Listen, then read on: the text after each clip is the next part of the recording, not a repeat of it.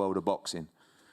I think for a long time, everybody in the sport of boxing knows just how good Billy Joe Saunders is. In fact, I spoke to Dave Coldwell last night, who said to me, I saw Billy Joe spar recently, so he wasn't even in shape. He said the guy is amazing, an amazing fighter. And I truly believe he has the potential to be a pound-for-pound great fighter in the sport.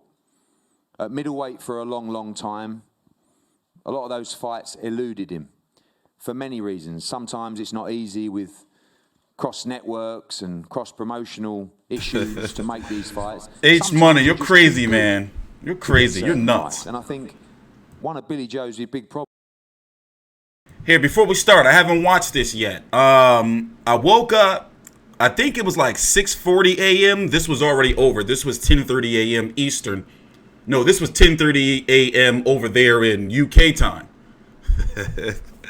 This was 10:30 over in their time, so I woke up like I was late. So I didn't watch it. I didn't watch no interviews, no nothing. So I don't know what's going on. Obviously, I knew it was going to be Billy Joe Saunders because I was supposed to put the link out last night, but I fell asleep while I was making the thumbnail. So what we're going to talk about in this video, as you can see, we're streaming more, more meaty, pause, no homo, content in regards to making sure we're talking about shit and understand that this is still like beta testing for me to get everything smooth and running for my podcast and my live show. So you know how people or YouTubers like to go live like during fights and right after fights? Now come on, imagine if I started doing that shit. By the way, we have the highlights. So imagine if I started going live during the fight and doing my post-fight video, my little 10 to 15 minute video during live streams, chopping that. What? So we got some shit cooking. We're bringing in call-ins.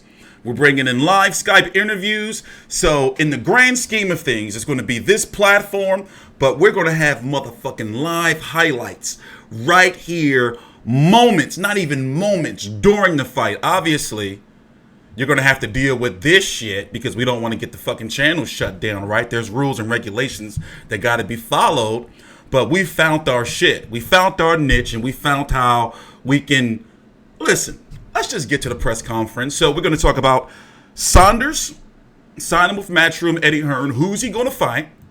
Who can he fight? The doors are wide open now. Everybody in the 160-pound and 168-pound division over on the zone are on notice. Even you, Colin Smith, you're on notice, bud. So then we got to talk about Tyson Fury versus Otto Wallin. It's not Wallin, it's Wallin. That's going to be taking place on September the 14th in Las Vegas.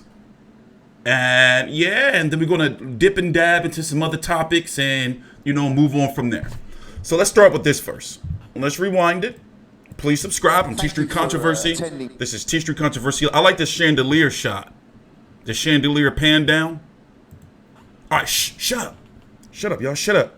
Today, Glazier's Hall in London for a very special press conference to announce the long-term multi-fight deal between Matchroom Boxing and Billy Joe Saunders. I've spent a lot of time around this young man, sometimes on flights where he was doing things to me while I was asleep, and sometimes watching him in performances that have wowed myself and also the world of boxing.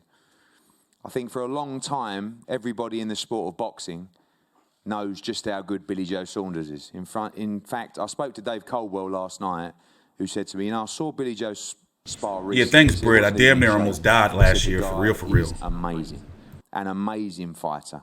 And I truly believe and my stalker baby mom. Weird. To be a pound-for-pound great fighter in the sport. At middleweight for a long, long time, a lot of those fights eluded him for many reasons. Sometimes it's not easy with cross-networks and cross-promotional issues to make these fights. Sometimes you're just too good to get certain fights. And I think one of Billy Joe's big problems is sometimes he's just been too good to get a Canelo fight or a Triple G fight. I think sometimes he's in that mode of, well, I don't want to fight Billy Joe. Why would you fight Billy Joe? Well, the reason you fight Billy Joe Saunders now is because he's with us, because he's a major player, and because there's serious money to be made from fighting Billy Joe Saunders. Now up at 168 pounds, the game completely changes. Here you have a world-class pound-for-pound fighter that has the